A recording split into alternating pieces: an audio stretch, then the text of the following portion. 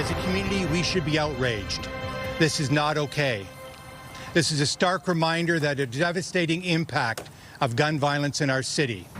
Condemning a brazen act of gun violence in Hamilton. A 21-year-old Mohawk College student from India struck and killed by a stray bullet while waiting for a bus last night.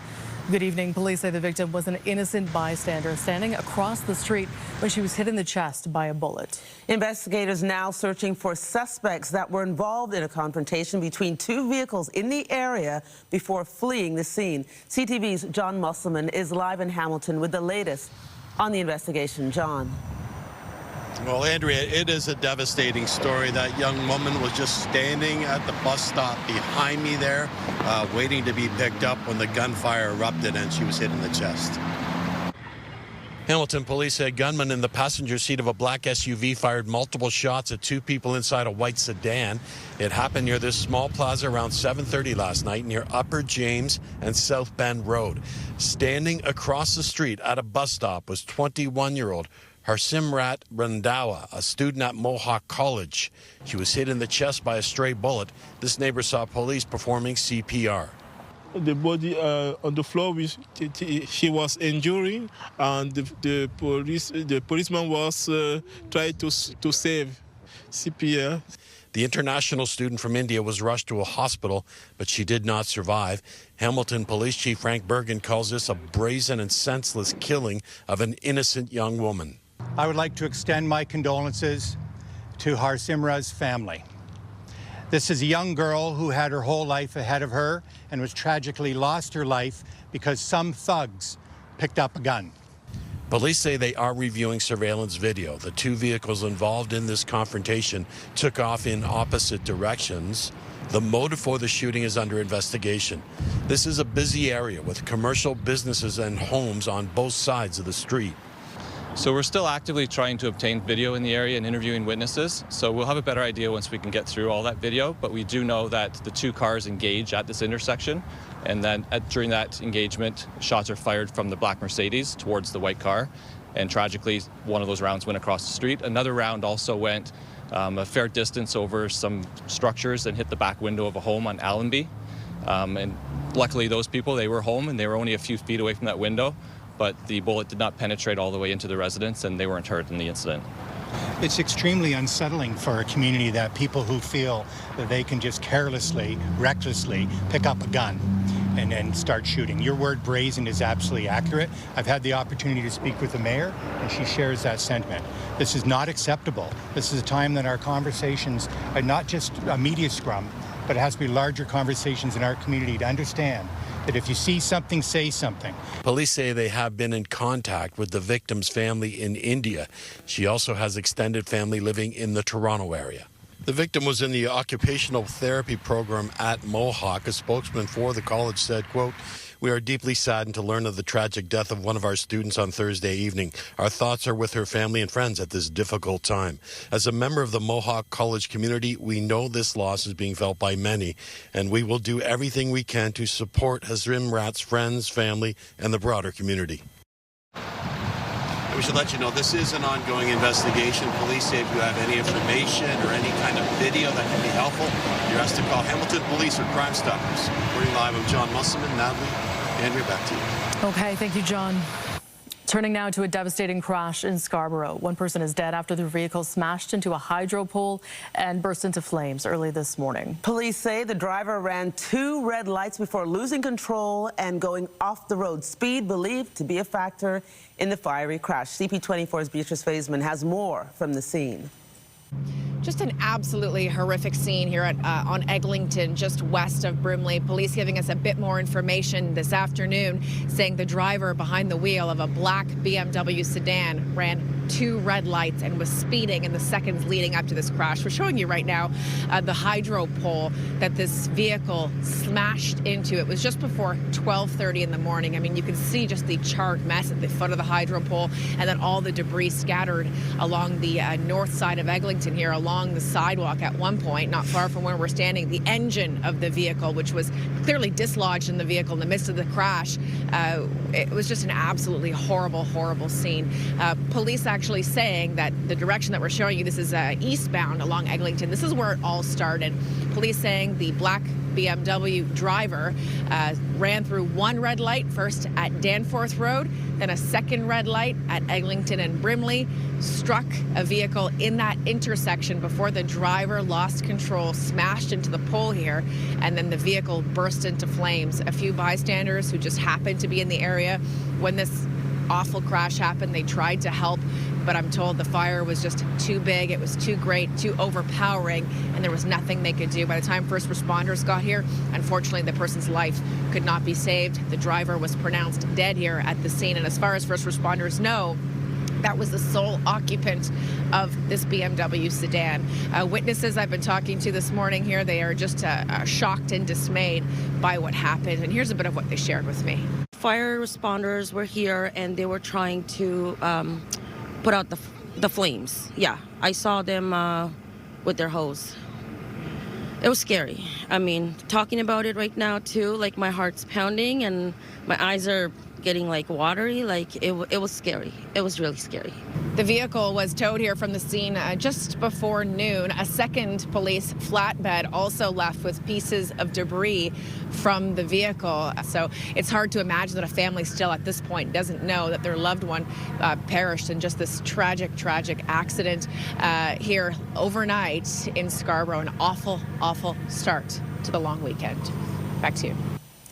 That's CP24's Beatrice Faisman reporting, and a motorcyclist is in hospital after an early morning crash on the 401 in Scarborough. OPP say the crash happened in the eastbound lanes of the highway near Kingston Road around 1:40 this morning. Police say a 29-year-old collided with the rear of a tractor trailer. He was rushed to hospital with serious injuries. Witnesses reported 2 motorcycles speeding on the highway prior to the collision. The second motorcycle rider did not stop after the crash.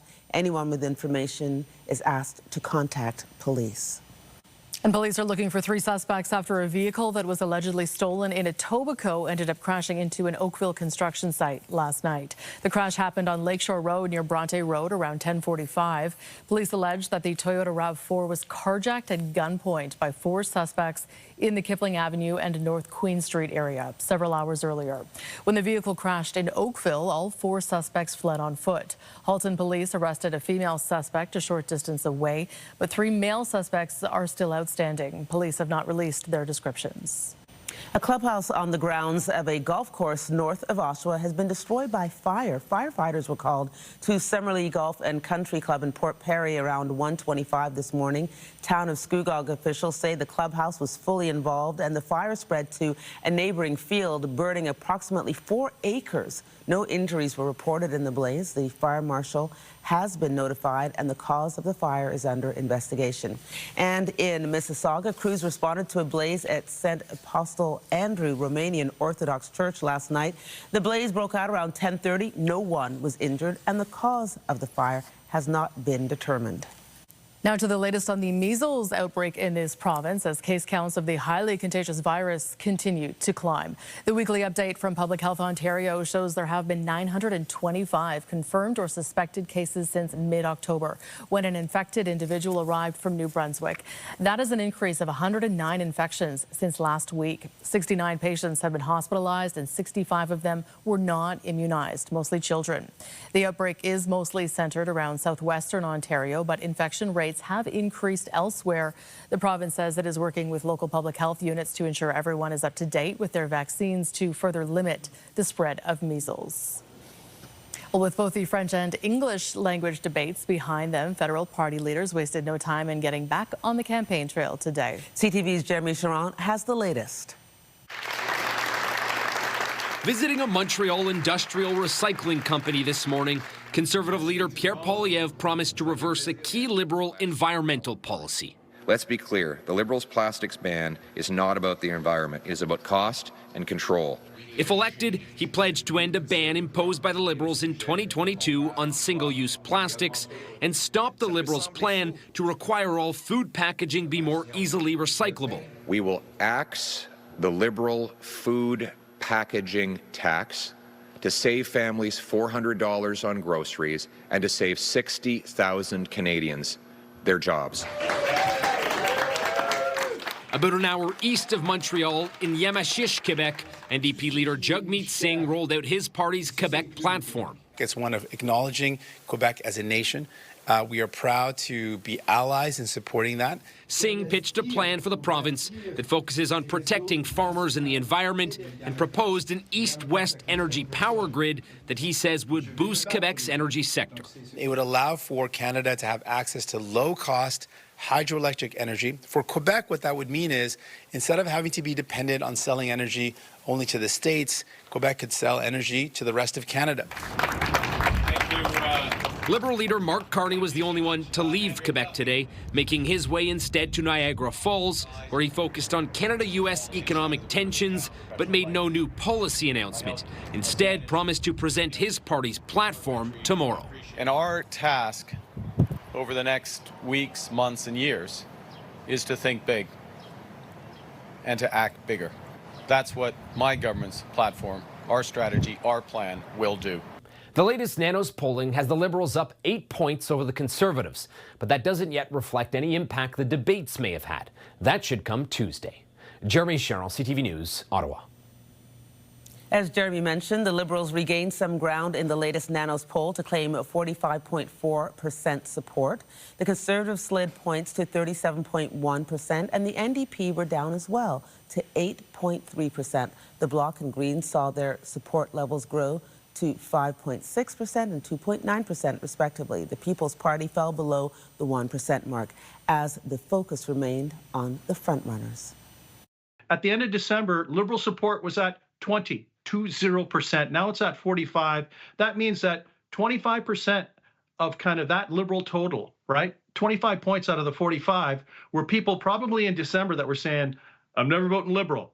I really don't like what I've seen in the last few years. I don't like Justin Trudeau. These people are currently back with the Liberals. I think for the Conservatives and Pierre Poilievre, the question is can they get a few of those people to swing back to the Conservatives to tighten up the race even further? As for who Canadians would like to see become Prime Minister, Liberal leader Mark Carney held on to his lead but dropped to 48%, while Conservative leader Pierre Poilievre climbed to 33.6%. The NDP's Jagmeet Singh received less than 5% support. These Nanos polls are based on responses from more than 1,300 Canadians and are considered accurate within 2.7 percentage points, 19 times out of 20.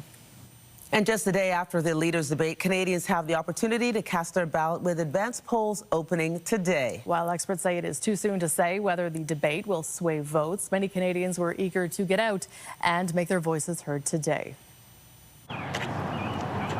As voters across the country cast early ballots in the advanced polls today. I thought we're feeling good. It's a nice day. Let's do it today. Many said the sooner they could make their voice heard, the better. I'm voting for my children's futures.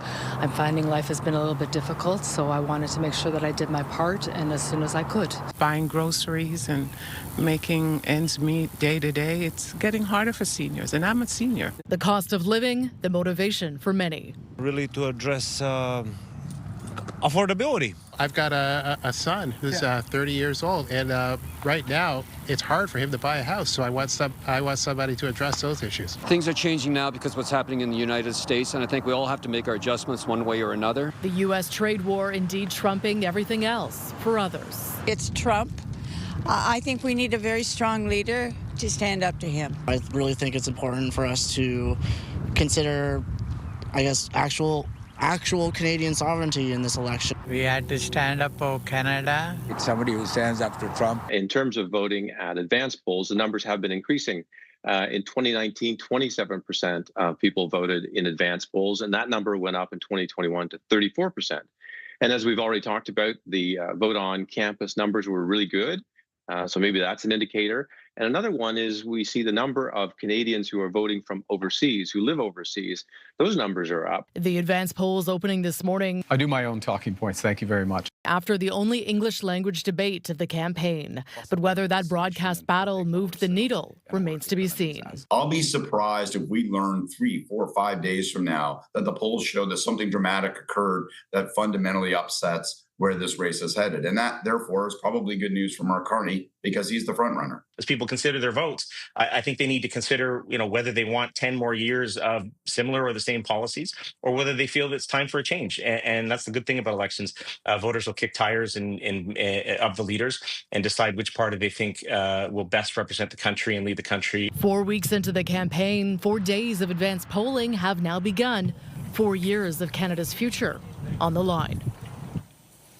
More news in a moment, but first let's go outside for a live look at the city at this hour. It is very warm out there, 20 degrees right now on this cloudy Friday night. Here is a closer look at the current conditions. Starting with the satellite radar, a bit of cloud cover above us right now, a 70% chance of showers changing to 30% chance of showers this evening. Those showers beginning near midnight, risk of a thunderstorm this evening and overnight. The wind southwest, 30 kilometers per hour, gusting up to 50, low 13. Current temperatures across the province, look at those double digits. It's 22 degrees in Hamilton, 20 in London, 21 in Niagara Falls, even toward Northern Ontario, up in Barrie at 16, 14 in Parry Sound. A closer look at the Toronto temperature breakdown here out on the islands. It's 17 and sunny. Out to the west at Pearson, 20 degrees with a little bit more cloud cover. And tonight there is that risk of thunderstorms, but we are staying in the double digits. 14 degrees for the overnight low. The winds getting gusty, 50 kilometers per hour overnight. Andrea. Thanks, Nat. Multiple vigils were held in Tallahassee, Florida, following yesterday's deadly mass shooting on a university campus. This community is strong, and unfortunately, we've dealt with a couple of these type of incidents. And this community will rally together, and we will be stronger after this, and we'll be better after this. A 20-year-old gunman opened fire and killed 2 men on the campus of Florida State University yesterday. At least 5 other victims were hurt. Investigators haven't specified a potential motive, but say the suspect was the son of a sheriff's deputy who used his mother's former service weapon in the shooting. The top U.S. diplomat indicated today that Washington's patience is running out on efforts to secure a peace deal between Ukraine and Russia. We're not going to continue with this endeavor for weeks and months on end. So we need to determine very quickly now, and I'm talking about in a matter of days, whether or not this is doable over the next few weeks. If it is, we're in. If it's not, then we have other priorities to focus on as well. Marco Rubio's comments come as Ukrainian officials say a Russian missile attack killed 1 person and injured more than 100 today in the city of Kharkiv. Speaking at an unrelated event, President Trump didn't specify what he would like to see from either side in order for the U.S. to stay involved. We're going to get it stopped, ideally. Now, if for some reason one of the 2 parties makes it very difficult, we're just going to say you're foolish, you're fools, you're horrible people, and we're going to just take a pass. But hopefully we won't have to do that. No, Marco's right in saying it. We want to see it end. Trump sidestepped a question over whether Russia was playing him, as European leaders say Moscow is slow-walking talks to end its ongoing invasion. The president also didn't say whether the U.S. would keep up military support for Ukraine if he abandons the current push for a peace deal. Now to the Middle East, where the U.S. is escalating its military campaign on Iran-backed rebels in Yemen. The Houthis say U.S. strikes killed at least 74 people at a fuel terminal on the Red Sea coast. The U.S. military did not confirm that figure, but said it chose that target to cut off a source of fuel for the militant group. Sources in Yemen told Reuters the port has a heavy military presence in addition to being a primary hub for fuel imports. A few hours later, the Houthis fired a projectile at Israel, setting off air raid sirens before it was intercepted. Meanwhile, today, Israeli airstrikes killed at least 17 people across Gaza. Israel says it's keeping up attacks and a blockade of food and aid to pressure Hamas into giving up dozens of Israeli hostages it still holds. The militant group says it would release them in exchange for a full end to the war.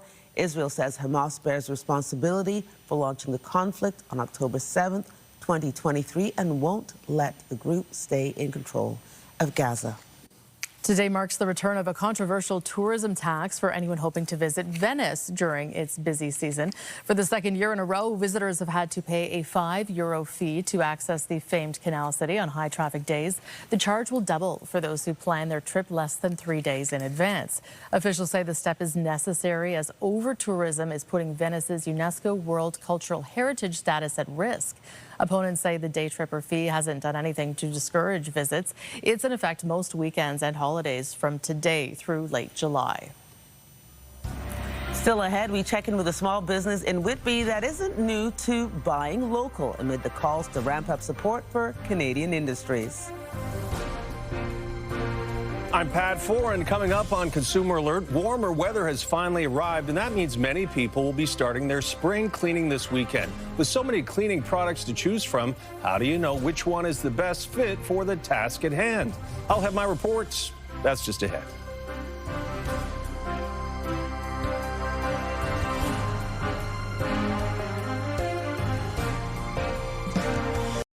Well, many people will be tackling their spring cleaning this weekend, and one thing's for sure, the right product can make the job much easier. Or harder. There are so many different cleaners on the market to choose from. But do you really need them all to make your home sparkle and shine? Pat Foran checks out the latest ones on Consumer Alert. From washing windows to scrubbing countertops, you have many different options when it comes to buying cleaners, but some do work much better than others. Consumer Reports just put them to the test and reveals their top picks for spring cleaning. Over the last year, researchers put dozens of cleaning products to the test in real-life situations.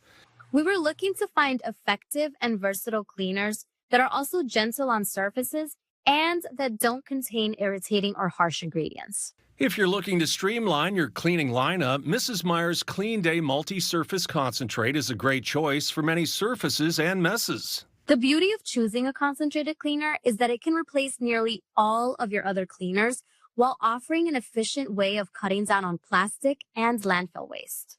A concentrate isn't as convenient for quick everyday cleanup like wiping down kitchen counters. Instead, consider this Mr. Clean Clean Freak multi-purpose cleaner. It handled greasy stovetop oil, sticky maple syrup, and everything in between.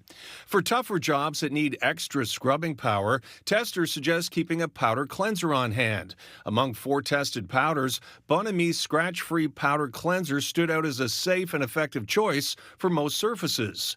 Sometimes you need more targeted cleaning. This Goo Gone grout and tile cleaner delivered noticeable differences on dirty grout. Our evaluators commented on the Goo Gone scent because unlike many grout cleaners, it was mild and pleasant. When it comes to glass, Sprayway Glass Cleaner delivered outstanding results on mirrors and windows. Researchers also found that instead of using paper towels, you can save money and the planet by using good quality washable cotton cloths or microfiber towels. While the right cleaner can make the job much easier, the wrong one could damage surfaces and fabrics, so check labels carefully to make sure the cleaner you choose is safe for the surface you're tackling. On your side, I'm Pat Foran. If you have a consumer story idea, email us at alert@ctv.ca. Okay, so that's my favorite sign of spring is spring cleaning. That's not a favorite sign of mine.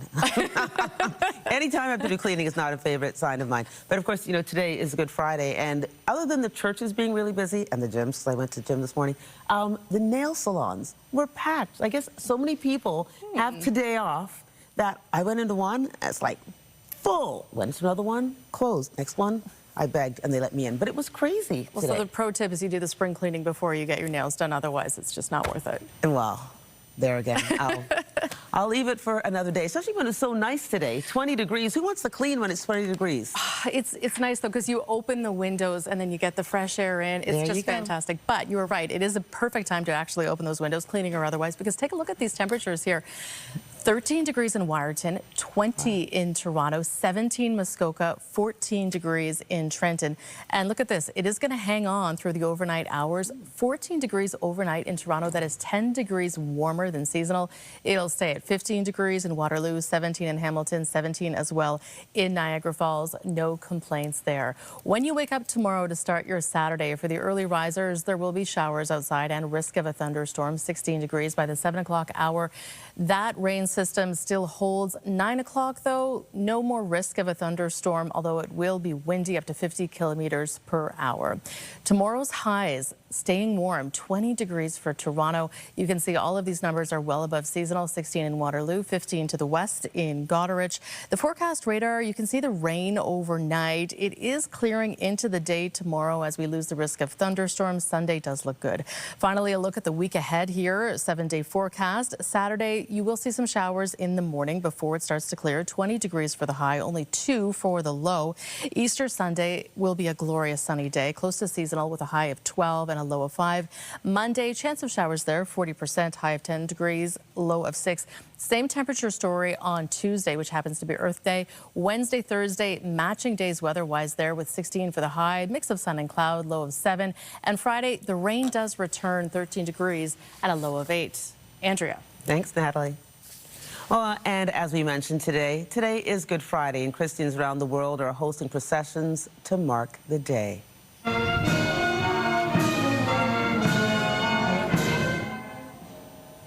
Here at home, a procession was organized by the St. Francis of Assisi Parish. Yes, this is Toronto, not Jerusalem. Dozens of people made their way through Little Italy around 3 p.m. for the event, which included religious statues, musical bands, and attendees representing different people associated with Christianity.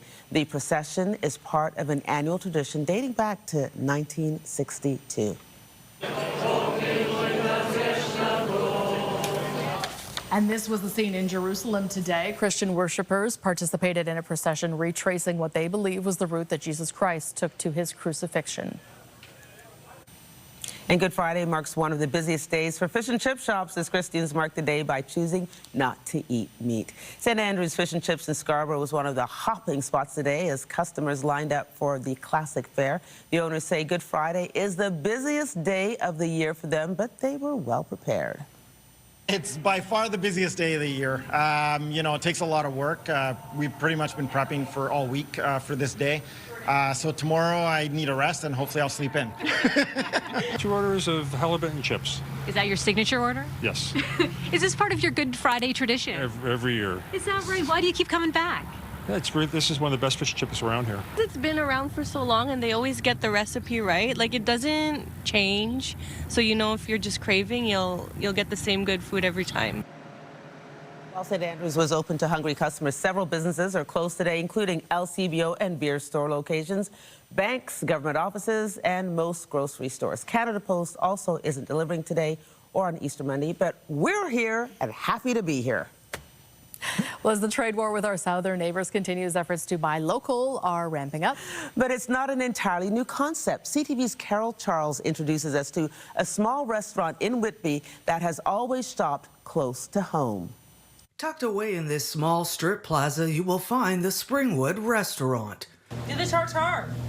Matthew Simpson and Jasmine Lee opened the establishment in 2023. It had been a dream for years. This is our grass-fed beef tartare. For the past 10 years, they put the work in honing their skills in high-end restaurants in Toronto.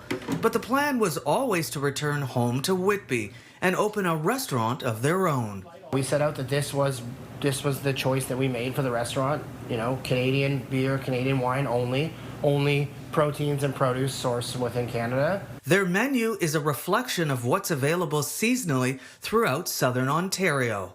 So our spring menu will be April, May, and June.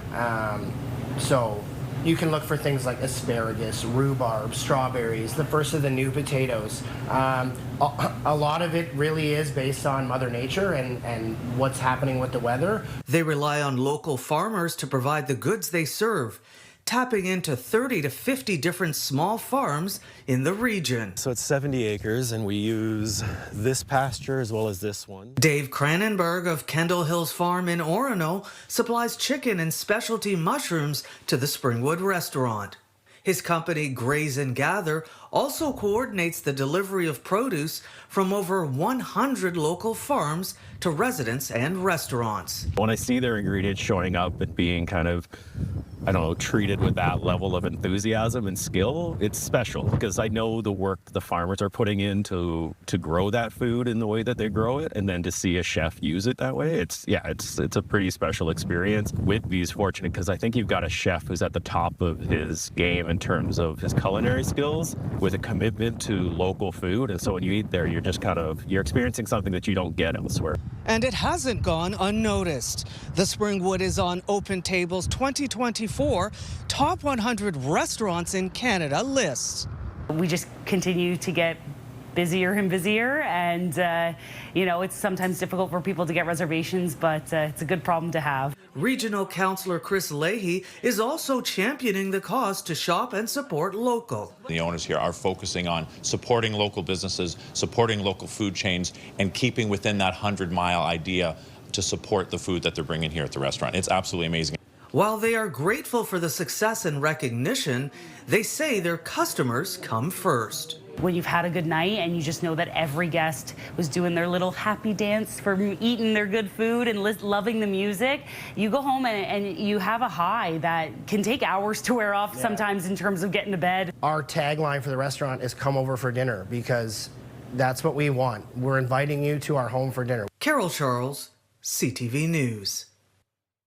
Still ahead, counting down to kickoff. Toronto's new professional women's soccer team takes to the pitch tomorrow for its inaugural game in front of a sold-out crowd at BMO Field. Details just ahead.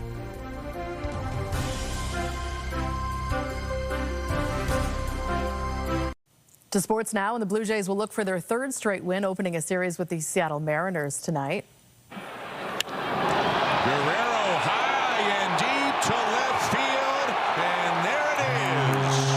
The Jays are coming off a 3-1 win over the Atlanta Braves Wednesday night to clinch the series with 2 wins. Francis is slated to get the start on the mound. First pitch is set for just after 7 p.m. at the Rogers Centre.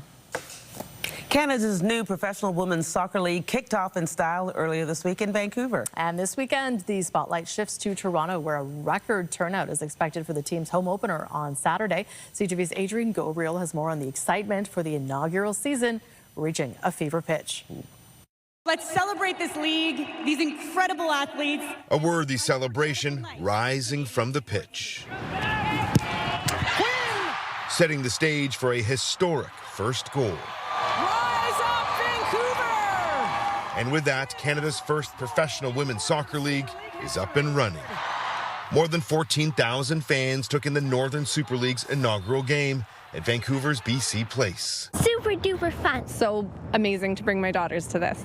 A professional league for women on Canadian soil has been years in the making, with co-founder Diana Matheson, a former national soccer star, helping make the decades-long dream a reality.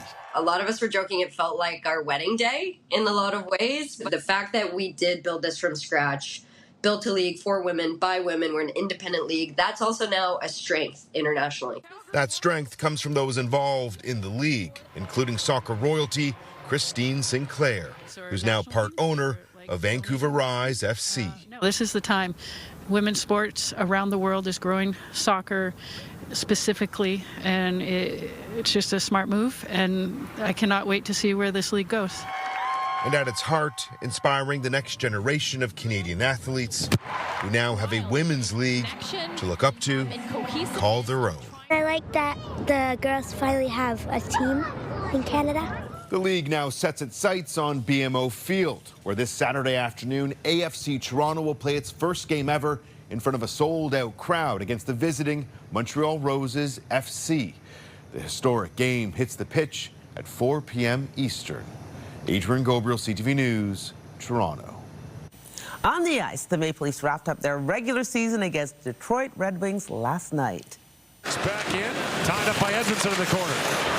Drop back, Murmurs a shot that goes wide up the other side. London chance scores!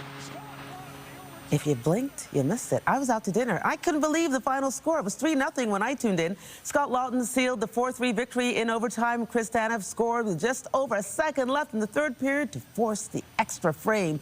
The Leafs finished the regular season with a 52-26-4 record, good for first place in the Atlantic Division. Next up, is the Battle of Ontario with the Ottawa Senators in the first round of the playoffs. Game 1 is set for Sunday night at Scotiabank Arena. Ooh. Still ahead on CTV News, the classic car gets a new lease on life on display at a Calgary diner, thanks to a helping hand from the local community. This is a young girl who had her whole life ahead of her and was tragically lost her life because some thugs picked up a gun. Updating our top stories, Hamilton police are investigating a fatal shooting last night. They say a gunman in a black SUV opened fire and hit an innocent bystander, identified as 21-year-old Hesimra Randahara. The international student from India did not survive. It was scary. I mean, talking about it right now, too, like my heart's pounding. Eyewitnesses sharing details on some scary moments after a deadly crash in Scarborough early this morning. Just before 12:30 a.m., police say a BMW crashed into a hydro pole and caught on fire on Eglinton near Brimley, with the driver still trapped inside. Investigators believe the vehicle ran 2 red lights before the collision, and speed is likely considered to be a factor. But we're feeling good. It's a nice day. Let's do it today. And advanced polling is now underway for the federal election. Canadians are able to cast their ballots until 9 p.m. tonight, and then once again tomorrow, Sunday, and Monday. This follows last night's English language leaders debate. Parties were back on the campaign trail today, making their cases to voters ahead of Election Day on April 28th. Experts say soaring chocolate prices will likely take a bite out of your wallet this Easter holiday. Cocoa crops in key exporting countries have been hit hard by factors including extreme weather. The cost per ton is down from highs seen last year, but it's still hovering around $8,000 US. That's quadruple what it was in 2022. Statistics Canada says confectionery prices are up 5.7% over year in March, outpacing overall inflation. An iconic landmark in Calgary that was vandalized by graffiti is getting a new lease on life. When the Cadillac convertible that sits atop a Calgary diner was damaged, a group of people jumped into action to get it refurbished. CTV's Mark Villani reports. This car is going back to where it always belonged, on the rooftop of Angel's Drive-In, a classic vehicle bringing back a vintage feel to a staple of the Bowness community. It was beautiful. It's an icon. Brooke Wenzel has worked at the diner since she was just 7 years old. The 1963 Cadillac convertible was always a conversation piece with her customers. It's, you know, always that place with the red car on the roof. So having it come back up is going to be iconic again. But back in February, it was vandalized with graffiti. The team at CJ92 broke the news on its morning show. We had so many rockaholics putting their hand up, wanting to help. And when it came time to be like, hey guys, like, what do we owe you? Everybody wanted to do it just from the goodness of their own heart. So the team at Legacy Speed and Body in Strathmore stepped up. 15 employees went to work, bringing back the car's shine along with its original Matador red factory color. So we actually went a little bit overboard, took all the old filler out, replaced it with new filler, and put a nice shiny paint job on it. It's going to mean a lot to all the guys at the shop. Just all the hard work that we put into, it's just going to be more rewarding just to drive by and see it every day. Stonewall Foundations also helped lift the car free of charge. Angels felt like a second home to the company's owner.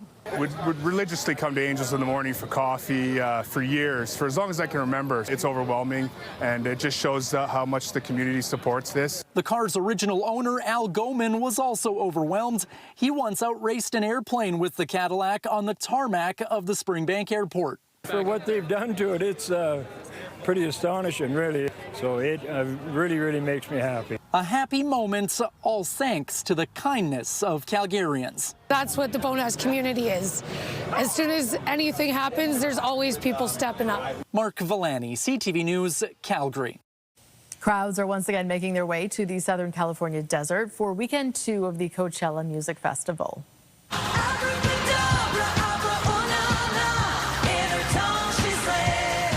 Lady Gaga is set to take the stage once again as the Friday night headliner, followed by a repeat performance tomorrow by Green Day, and then the return of Post Malone for Sunday. They are just part of the long list of music stars putting on a show at the event, including Charlie XCX, Missy Elliott, Benson Boone, and many others. A family-friendly drama recently returned to the small screen. When Hope Calls is a quintessential Canadian show starring a couple of Canucks set in a small town, and yes, there are Mounties.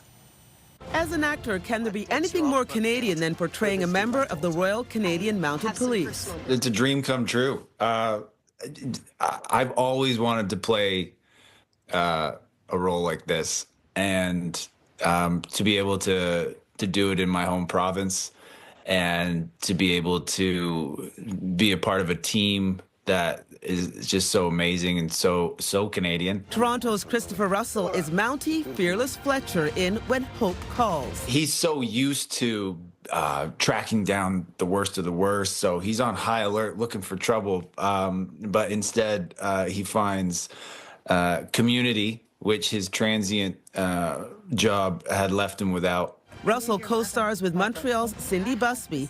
It is set in the small fictitious Canadian town of Brookfield in 1918. She's a lawyer seeking lost family. She's looking for community, she's looking for family, she's looking for belonging. She's a really strong woman at a time where, she's a lawyer from San Francisco, unmarried, and just looking to connect and love. And she finds exactly what she's looking for in Brookfield and so much more, along with this challenging character of Mountie Fletcher that just might be the thing she needed most, but she didn't know that she needed. But he also kind of drives her crazy too, which is part of the reason why she kind of likes him too. The two actors have a long history on screen together with 4 Hallmark movies.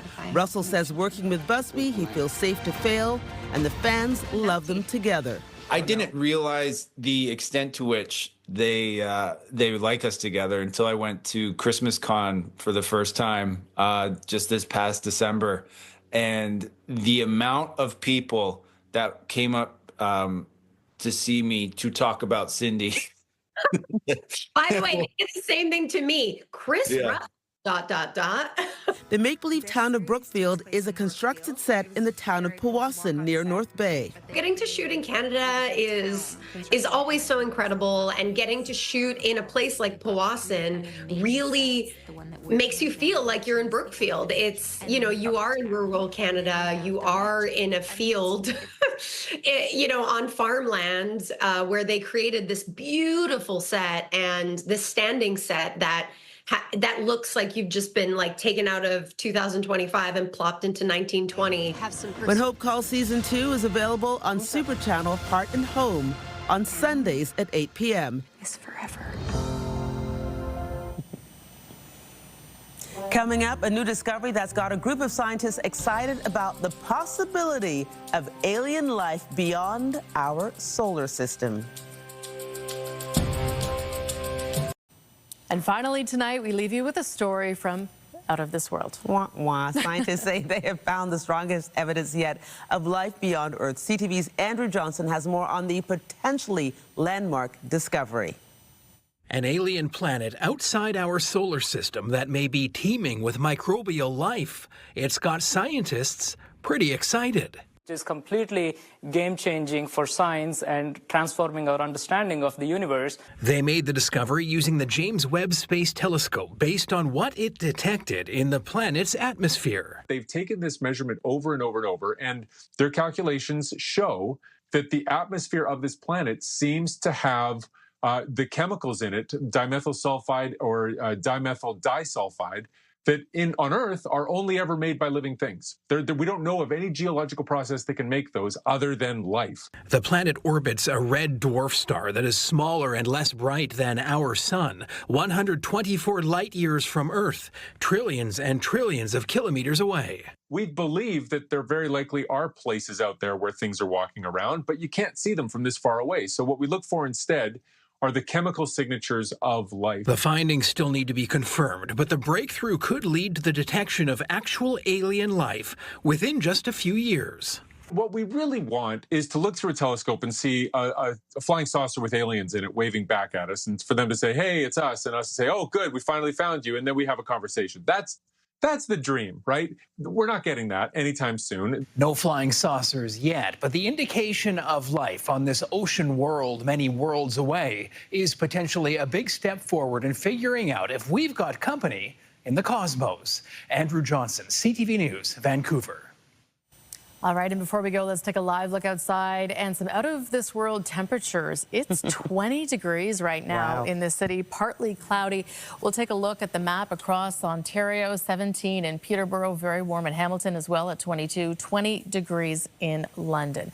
Tomorrow, if you're doing any traveling for this Easter long weekend, the morning might be on the messier side weather-wise. Chance of showers, 18 degrees, pretty windy at that point.